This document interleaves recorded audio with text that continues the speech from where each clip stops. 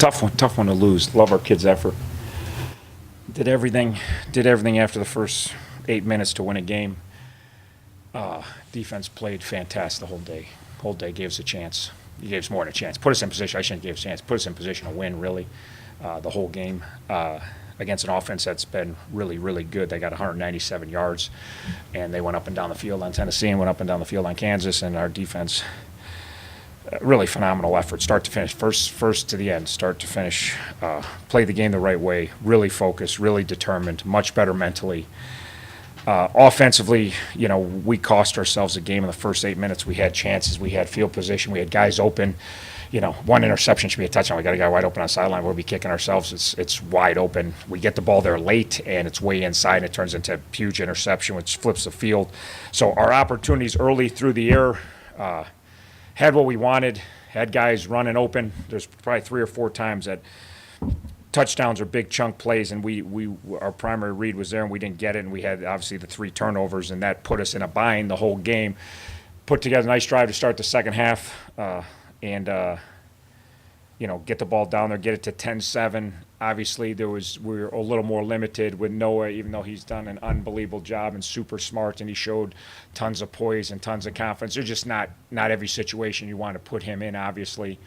But we put him in, a bunch of situations, and he handled them great. But we were a little limited in, they were going to get after us a little more out of empty with them. So we had to do some things. We really were just, even though we were down 10-7, I just felt like, keep it right here. Our defense playing good. Maybe we get the turnover. Maybe we get a special teams play. Maybe we were backed up a lot, and we didn't want to have what happened at the end, in the third quarter when it's 10-7, which, at the end we got to go for it, and we, still shouldn't have happened, but we got to be more aggressive and try to make some plays. We're backed up on our one.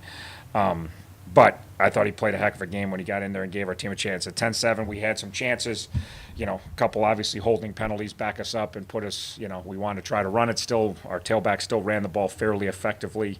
They had 21 for 82 against that defense is pretty good, but it seemed like every time we were trying to run a little bit, we get a holding penalty and get backed up and get off, and then it was protect Noah and get the ball back. Well, I felt like our defense was going to keep holding them, which obviously they did, and get the ball back and just, to me, put one drive together and go 14-10 and find a way to have one heck of a victory with your 14 quarterback. So just super proud of our kids. They played hard. They played as smart as we played. We're playing smarter every week. We got to keep pushing to play smarter. And competed just, the only ding down, we had some opportunities early with guys open and we missed them. And obviously we'd like to have those plays back. Other than that, it was a knockdown drag out again. We've played, almost every week we've played knockdown drag out. So our kids are getting used to them. They're getting used to it. That's what Division I college football is. And get your body right, get your mind right. Again, some attrition, and kids stepped up on special teams and kids stepped up on offense, and Luke Mayak's out there showing he can make plays like I keep talking about, and Spencer McKinnis and Zoe had a bigger role when Kenny went down, and a lot of kids I'm proud of that, how hard they competed for us and how they gave us, we're 10-7 with the ball, and certainly when you lose your starting quarterback at halftime, it doesn't look that way. So a lot of good things. Unfortunately, we're now 0-5, and we got to keep plugging away and keep grinding. We got obviously a tough road contest next week. Questions?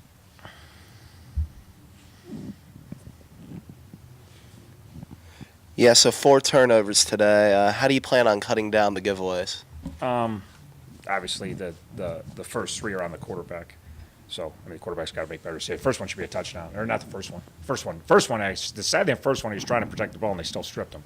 But misread the coverage. The ball's got to get out of his hand. We protected good enough. It wasn't a sack. It was a quarterback induced sacked, and then they just ripped the ball out of his hands because he tried to cover up. We worked hard this week on covered up. They still took the ball from him. Second one's a touchdown. That's a sad one because that one they returned it 50, 60 yards. It's a touchdown. We had it set. We were saving it for the high red. We got the 5-yard penalty, which was perfect because we needed about 5 more yards to run the play.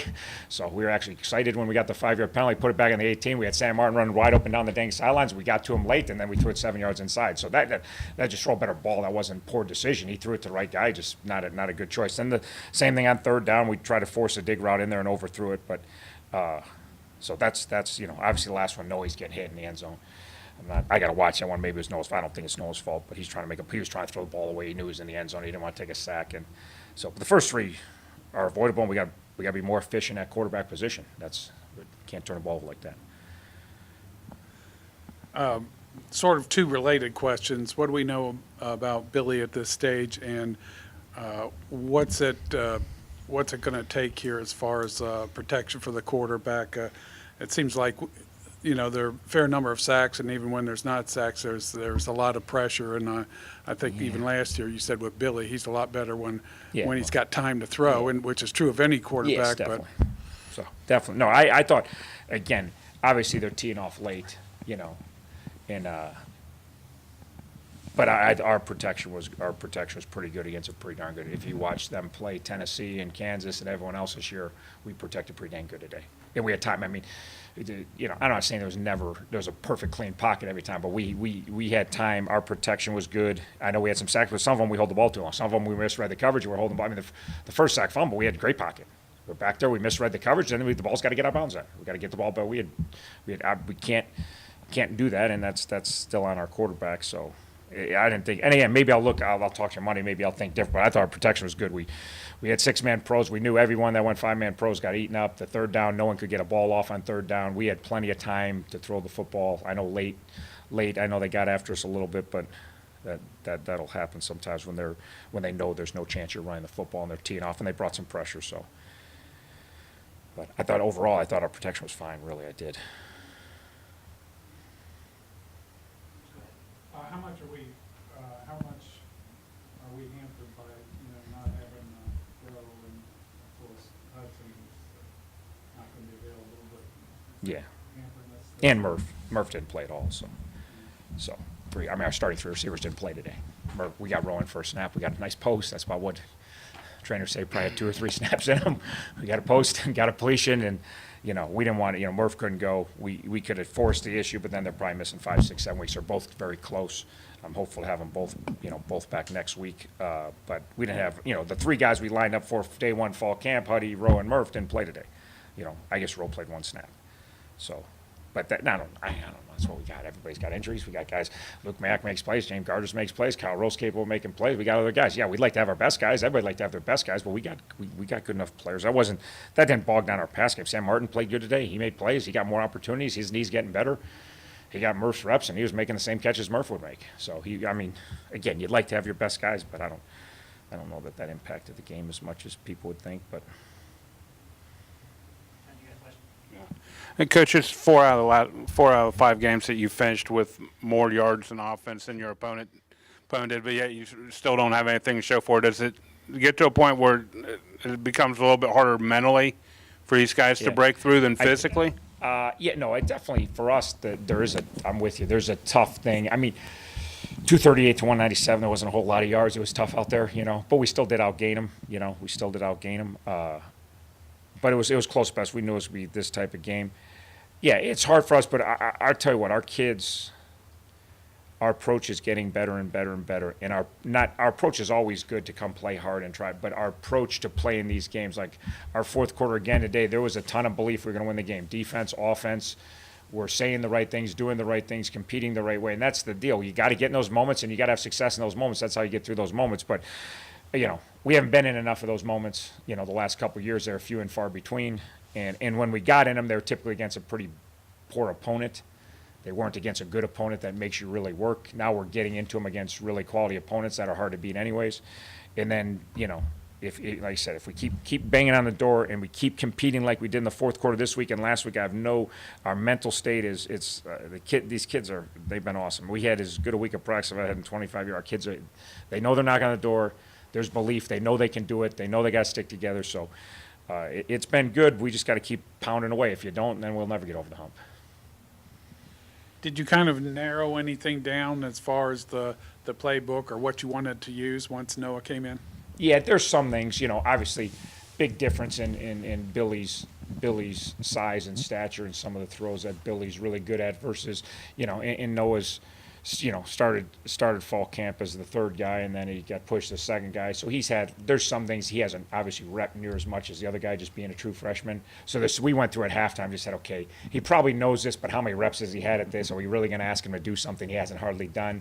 Until late, obviously, we had to force the issue a little bit late and take some chances. But there's plenty of stuff. He's super smart. He's super intelligent. He's calm. He got the ball. He played good. He was 14 for 25. I know the last play, I don't know if it was a fumble interception, he's trying to throw the ball, but he played 14 25, 154. He gave us a heck of a chance to win a game coming in as a true freshman and, you know, against a really good defense that has you down. It's one thing come in and you have a 10-9 lead, you're down 10 and your back's against the wall. So we trimmed it down a little bit, but he allows us to do a lot more than you would think we could do with the true freshman, really does. And that's been once we knew when Jordan went down and we knew he was going to be our 2, we said, we're going to have to really pare it down. And then we did, and he was so good at what we pared down, we just kept adding, and he can handle a lot. He's a very, very cerebral, very calm kid, so I thought he really accounted for himself very well.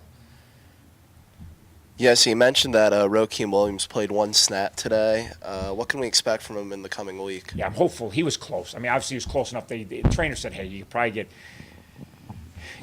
3, 4, 5 snaps out of him, and he's gonna wear down quickly. The injury's gonna wear down, and so but it's one I don't want to miss another 3 weeks. I didn't. So we're trying to beat OU though. We knew we wanted to get him out there and have him run by somebody, and he did, and we got one big chunk play with him, but.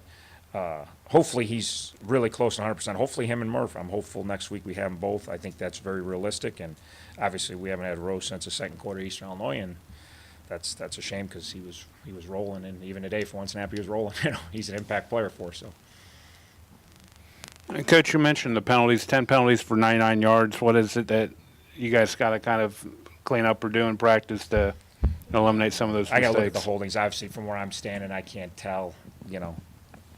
I can't tell much of what's going on in the trenches. Some of those were holdings.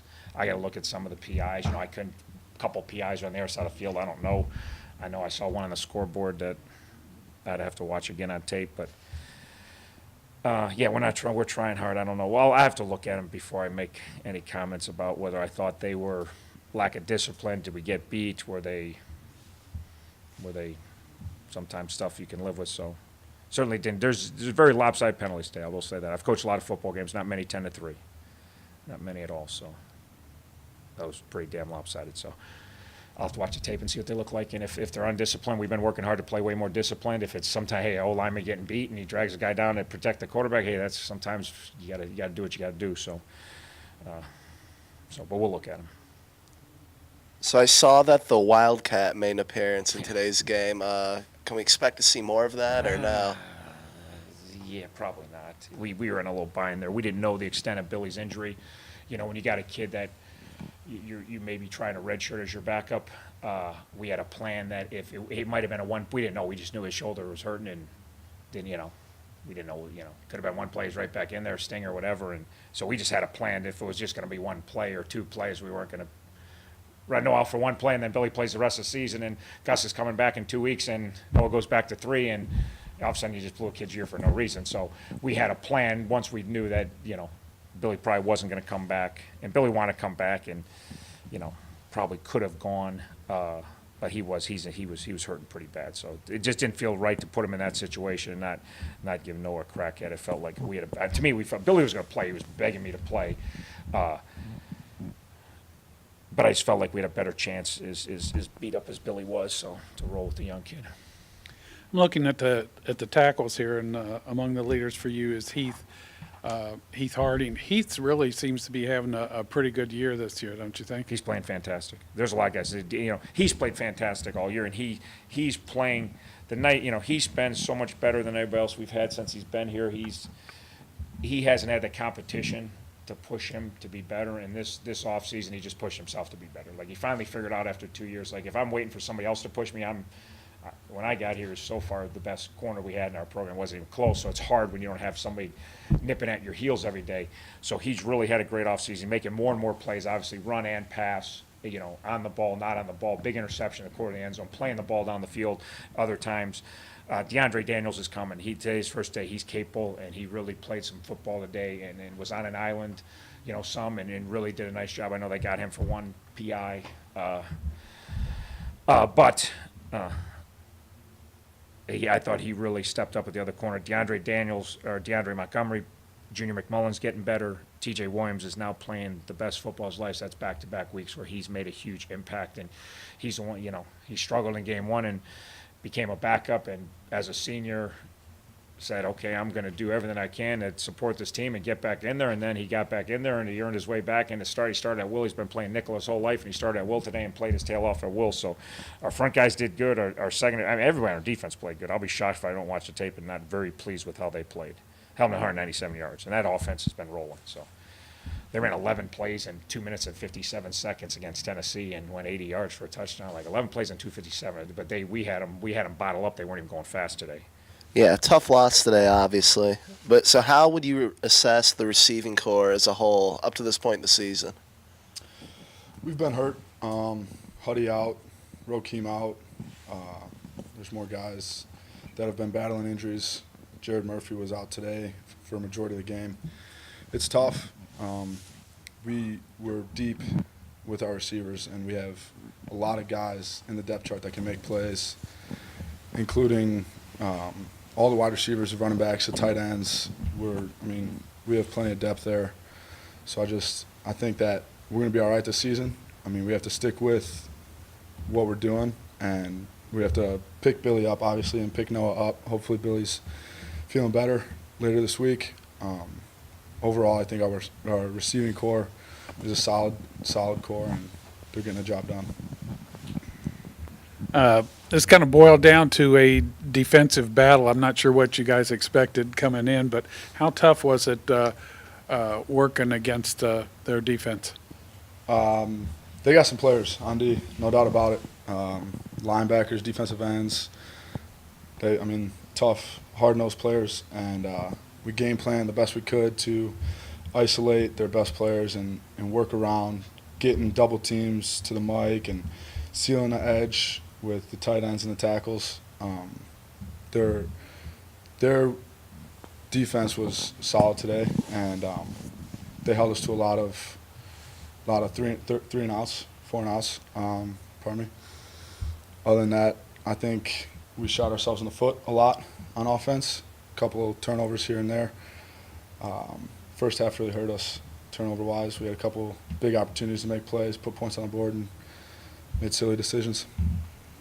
How did the offense, and I guess especially the receivers and everybody, respond once Noah came into the game? I had full confidence in Noah. In practice all week, all camp, his preparation has been just as much as Billy's, and he knows that he's the 2, and he knows if Billy goes down, he's got to go in. So I had all my faith in Noah, and he had his first game jitters, no doubt about it, and I tried my best to keep him up, keep his head up, and keep him calm, cool, and collective as best I could. But our offense was at his back. We had his back. We knew he had ours. We were all in with Noah. So, you guys went up against what appeared to be like an option attack, very mobile quarterback. How do you think you guys fared? I think we had some success. We knew coming in that they had a very dynamic offense because they've been dropping 30-plus points on every team they played with so far. They played well against Tennessee, beat Kansas, so we knew we had our hands full. But we felt if we could execute our game plan and play our 111th and do what we're supposed to do, we're going to have some success, which we had some today. Heath, there are times out there when it looks like you're glue on these guys. You really seem to be having a nice year, especially coming off of last year when you had the injury and everything. How's it feel getting back and, I guess, healthy and having this kind of a year? It feels good to be back. I love this team and miss playing with these guys and wish I was out there last year. So my whole perspective now is just to give these guys everything I have. Because, you can't take it for granted. Like, for me last year, I never thought I was going to be out for a season. So that kind of changed my whole mindset to how I prepare now. It's like nothing's guaranteed. The next play is not guaranteed, so you got to play everything like it should last. So how do you think the secondary played today as a whole? I think we gave up only 60 yards passing, but we had way too many penalties that are on us. Got to look for the ball and not hold. I had a holding one today. But other than that, I think we played well defensively in the secondary. How tough is it playing against a quarterback like Wyndham, who's like a dual threat? It's difficult, especially, for me, I'm in man coverage most of the time, so I'm not really as involved as the linebackers are. But, it's hard to game plan against a mobile quarterback because you never account for them in your defensive scheme, and they know that. So that's why the option they've run is so successful because they have more hats than us. So we just have to, execute our plan and run the ball. And if everyone's pursuing, we'll have some success.